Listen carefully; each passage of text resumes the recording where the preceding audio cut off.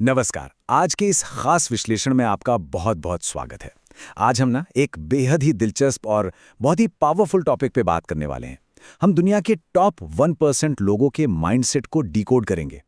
मतलब क्या कभी सोचा है आपने कि ये जो महान एथलीट्स होते हैं या किसी भी फील्ड के जो टॉप परफॉर्मर्स हैं, उनमें ऐसा क्या अलग होता है जो उन्हें पूरी दुनिया से अलग लाकर खड़ा कर देता है? क्या ये सिर्फ टैलेंट का खेल है या फिर कोई किस्मत? सच कहूं तो इसका सीधा कनेक्शन कमिटमेंट के मनोविज्ञान से है। आज के इस सेशन में हम उसी सटीक फ्रेमवर्क को समझने वाले हैं जो किसी भी साधारण इंसान को बिल्कुल असाधारण में बदल देता है। तो चलिए आज का हमारा रोड मैप देख लेते हैं। सबसे पहले हम द रिलेटेबल रियलिटी से शुरुआत करेंगे, उसके बाद द कमिटमेंट मैट्रिक्स को समझेंगे, फिर हम देखेंगे द एपेक्स प्रेडेटर्स की मानसिकता, उसके बाद द प्लेबुक फॉर एक्सीलेंस पर आएंगे और आखिर में द विनिंग साइकिल को डीकोड करेंगे। तो चलिए बढ़ते हैं हमारे पहले सेक्शन की तरफ, the relatable reality, the daily morning dilemma. अब देखिए, ये एक ऐसा सवाल है ना जो हम में से हर किसी के सामने हर रोज सुबह आकर खड़ा हो जाता है। जैसे ही अलार्म बजता है तो क्या एकदम एक्साइटमेंट के साथ उठकर मेहनत की जाए, हर मुश्किल को देखकर मुस्कुराया जाए, या फिर वही अपना पुराना स्नूज बटन दबाकर चादर के अंदर थोड़ी देर और छिपने की नाकाम कोशिश की जाए? सुनने में तो ये बहुत ही छोटी सी बात लगती है ना? लेकिन असल में यही वो एक सिंगल डिसीजन है जो ये तय कर देता है कि आज के दिन को डोमिनेट किया जाएगा या फिर बस टाइम पास करते हुए एक और एवरेज सा दिन निकाल दिया जाएगा। अब इस पूरे दिमागी खेल को गहराई से समझने के लिए हमें एक ऐसे इंसान के नजरिए की जरूरत है जिसने दुनिया के सबसे बेहतरीन खिलाड़ियों के दिमाग को बिल्कुल करीब से पढ़ा हो। मिलिए बिल बेस्विक से। ये एक बहुत ही जाने माने इंटरनेशनल स्पोर्ट्स साइकोलॉजिस्ट और कोच हैं। इन्होंने इंग्लैंड की नेशनल टीम और मैनचेस्टर यूनाइटेड जैसी दिग्गज टीमों के साथ काम किया है। टॉप एथलीट्स के साथ सालों बिताने के बाद ना इन्होंने कमिटमेंट और डेडिकेशन को कुछ बहुत ही सटीक साइकोलॉजिकल लेवल्स में बांट दिया है। और यहीं से हम आते हैं अपने दूसरे सेक्शन पर, the commitment matrix, where do we stand. Beswick ने कमिटमेंट को 4 लेवल्स में बांटा है और ये बहुत ही इंटरेस्टिंग है। पहला लेवल है मिनिमम स्टैंडर्ड, मतलब बस इतनी ही मेहनत करना कि किसी तरह काम चल जाए और टीम में जगह बनी रहे। इसके बाद आता है दूसरा लेवल, बेस्ट इन ग्रुप। यहाँ लोग अपने ग्रुप में सबसे अच्छा दिखने के लिए थोड़ा एक्स्ट्रा एफर्ट लगाते हैं। फिर आता है तीसरा लेवल, बेस्ट इन गेम, यानी हर दिन 100% डेडिकेशन के साथ गेम जीतने की कोशिश करना। लेकिन जो दुनिया के टॉप 1% लोग हैं ना, उनका कमिटमेंट लेवल बिल्कुल अलग होता है। वो चौथे स्तर पर होते हैं, कमिटमेंट टू डोमिनेट। इस लेवल पर पहुंचकर इंसान गेम को इस कदर डोमिनेट करने की तैयारी करता है कि मुश्किलें, दर्द या कंपटीशन, इन सब के कोई मायने ही नहीं रह जाते। ये कोई नॉर्मल कोशिश नहीं है, ये एक ऑब्सेशन है, एक जुनून है। तो चलिए अब बात करते हैं ऐसे ही जुनूनी लोगों की हमारे तीसरे सेक्शन में, the apex predators, the obsession of the top 1%। Virat Kohli की माइंडसेट की ये झलक देखिए। ये असल जिंदगी में कमिटमेंट टू डोमिनेट का परफेक्ट एग्जाम्पल है। लोग अक्सर उनसे पूछते हैं कि वो दिन भर इतना क्यों थकते हैं, और विराट का जवाब क्या होता है? वो कहते हैं कि अगर दिन भर पसीना बहाने से मैदान पर उन्हें 1 सेकंड का भी, जी हाँ, सिर्फ 1 सेकंड का भी एडवांटेज मिलता है एक नामुमकिन कैच पकड़ने के लिए, तो वो कई घंटों की थकान और दर्द सहने को बिल्कुल तैयार हैं। 1 सेकंड के फायदे के लिए घंटों का दर्द सहना, यही वो असली ऑब्सेशन है जो किसी को लेजेंड बनाता है। अब जरा इस नंबर पर गौर कीजिए, 600। ये सिर्फ एक नंबर नहीं है, ये 10 साल की उम्र के छोटे शुभमन गिल की रोज की कहानी है। महानता ऐसे ही नहीं मिल जाती।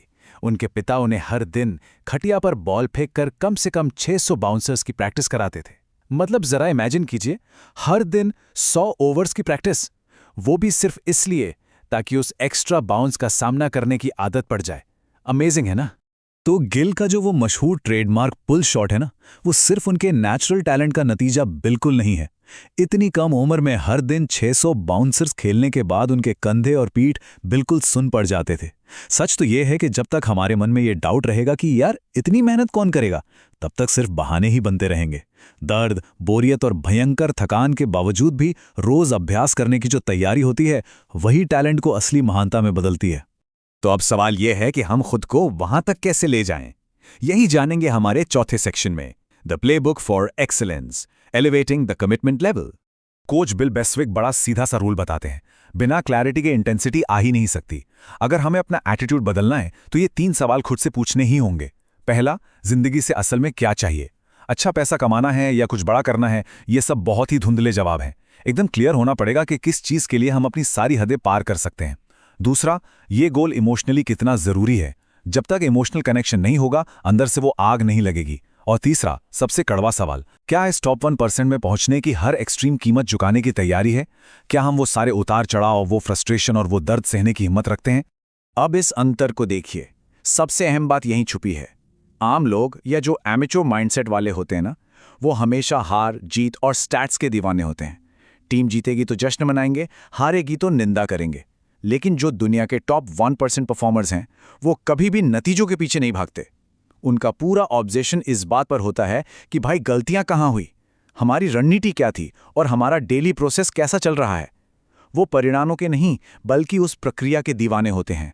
और ये बात ना कोच बिल बेस्विक के इस हैरान कर देने वाले बयान से एकदम शीशे की तरह साफ हो जाती है। जरा सोचिए, एक ऐसा कोच जिसने 66 इंटरनेशनल मैच खिलाए हों, वो कह रहे हैं कि उन्हें एक भी खेल का रिजल्ट या कोई स्टैट याद ही नहीं है। कोई सोच भी कैसे सकता है ऐसा? लेकिन उन्हें ये बहुत अच्छी तरह याद है कि हार जीत के बावजूद टीम ने अपनी गलतियों को कैसे सुधारा और अपनी रणनीति कैसे बनाई। एक सच्चे प्रोफेशनल के लिए कोई एक पल की जीत नहीं, बल्कि हर दिन का सुधार सबसे ज्यादा मायने रखता है। और जब इस प्रोसेस को अपना लिया जाता है ना, तो नतीजे बहुत ही पावरफुल होते हैं। एक टॉप परफॉर्मर अपना खाना पीना, अपनी नींद, वो किन लोगों के साथ रहता है, क्या पढ़ता है, अपनी जिंदगी के सारे आयामों को एक ही लक्ष्य की तरफ पूरी इंटेंसिटी के साथ मोड़ देता है। और पता है इसका फायदा क्या है? जब हर काम में इतनी एक्सट्रीम इंटेंसिटी आ जाती है ना, तो दिमाग के पास डाउट या शंका करने का टाइम ही नहीं बचता। एकदम सच बात है, डाउट हमेशा वहीं जिंदा रहता है जहां एक्शन की कमी होती है। एक्शन हाई तो डाउट गायब। अब आते हैं अपने आखिरी और सबसे जरूरी हिस्से पर, the winning cycle, reprogramming the subconscious mind. इसका सीधा सा सिद्धांत है, हर दिन टूटो, हर दिन बनो। अगर कुछ बेहतर करना है तो पहला कदम है अपने उस प्यारे से कंफर्ट जोन को छोड़ना। और जैसे ये होता है तो दूसरी चीज पक्का होगी, नई परेशानियां और भयंकर फ्रस्ट्रेशन का सामना। लेकिन असली गेम तीसरे और चौथे स्टेप में है।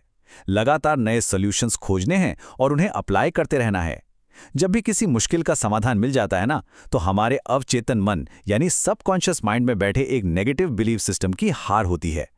जब बार बार सॉल्यूशन खोजने के इस सॉल्यूशन मोड में रहा जाता है, तो वो जो हारने की मानसिकता है, उससे बाहर निकलना बहुत आसान हो जाता है। बार बार समाधान ढूंढने की उस जीत को महसूस करना, ये एक इंसान के काम करने के तरीके, उसकी पर्सनैलिटी और उसके पूरे करियर की दिशा को पूरी तरह से बदल कर रख देता है। बहानों की जगह समाधान खोजने की यही आदत एक ऐसी विनिंग साइकिल बना देती है, जिसके बाद किसी भी कॉम्पिटिशन को डोमिनेट करना एकदम पक्का हो जाता है। तो इस पूरे विश्लेषण के अंत में ये एक बहुत ही गहरा सवाल है जो सच में सोचने पर मजबूर कर देता है।